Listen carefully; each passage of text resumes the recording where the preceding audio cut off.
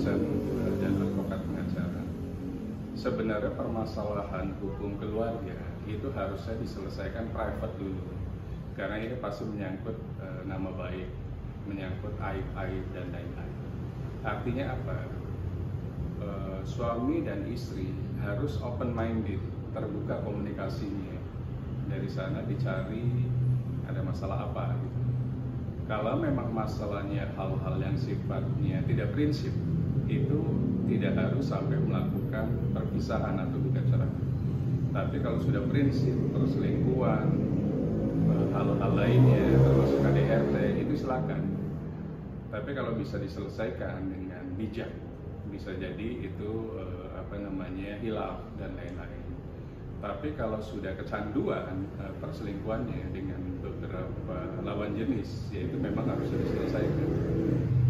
Ada sebuah peristiwa public figure yang katanya berselingkuh dengan public figure lainnya atau bahkan dengan perempuan lainnya. Itu harusnya seorang istri jangan langsung emosional dulu. Seorang istri harus bicara baik-baik, kalau bisa dengan psikolog. Apakah kecanduannya sudah parah atau hanya kehilafan belaka gitu.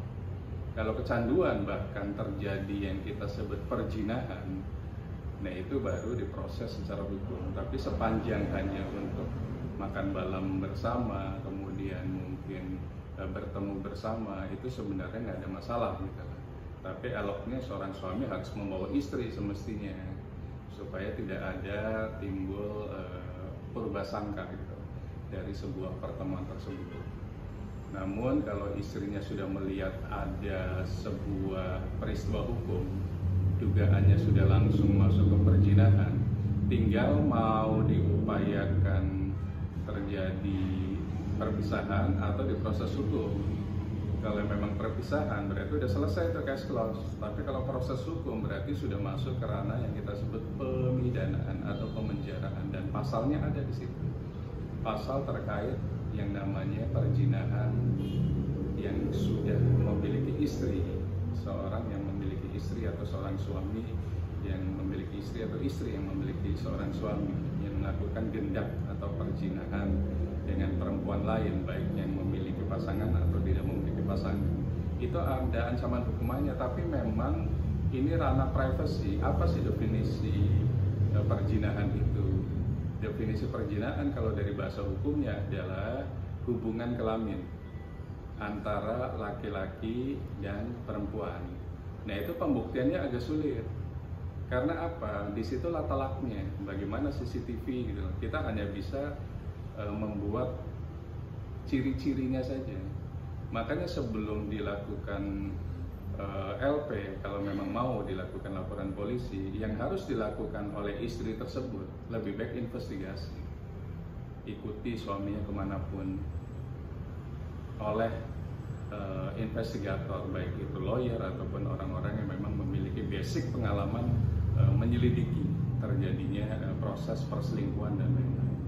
Ada bukti video, ada bukti foto dan lain-lain. Bila perlu nanti kalau di hotelnya pun kameranya didobrak dan lain-lain, itu sebagai alat bukti. Karena apa? Kalau kita ingin menjerat seseorang dengan pasal perjinahan, buktinya harus telak.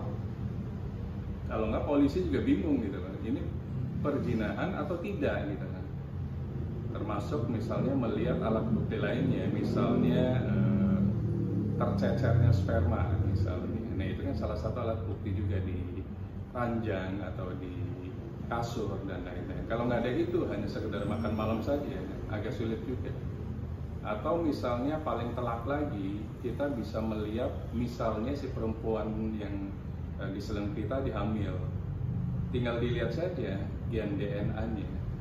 Nah itu baru telak lagi tuh kalau DNA-nya dari si laki-laki tersebut.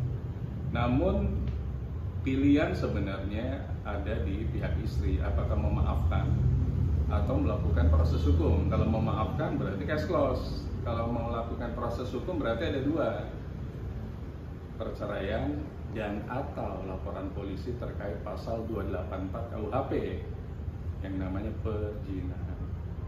Tapi Pak, perzinahan ini bisa dipidanakan nggak sih Pak? Atau kalau dalam kasus ini kan suaminya yang main serong nih Bang, apakah suaminya bisa dipidana atau selingkuhannya juga bisa ikut terpidana atau istri juga bisa ikut terpidana karena menyebarkan bukti-bukti UU ITE itu. Makanya di sini harus hati-hatinya di sana. Sepanjang tidak ada alat bukti, jangan men-share sebuah berita, mungkin video atau teks ke sosial media, karena kan nanti akhirnya jadi ancaman balik lagi nih terkait dengan pencemaran nama baik gitu kan. Namun kalau kita fokus di pasal 284, yang terkena adalah dua-duanya. Perzinahan itu nggak bisa dipilih gitu lah, hanya suaminya saja yang kena atau pacarnya saja atau selingkuhannya saja, nggak bisa dua-duanya masuk. Dua-duanya masuk berarti dua-duanya di penjara. Nah itu harus siap di situ gitu. Apakah memang sudah bulat untuk memenjarakan suaminya gitu. Tapi tentunya sebelum itu dilakukan, perkuat dulu alat bukti.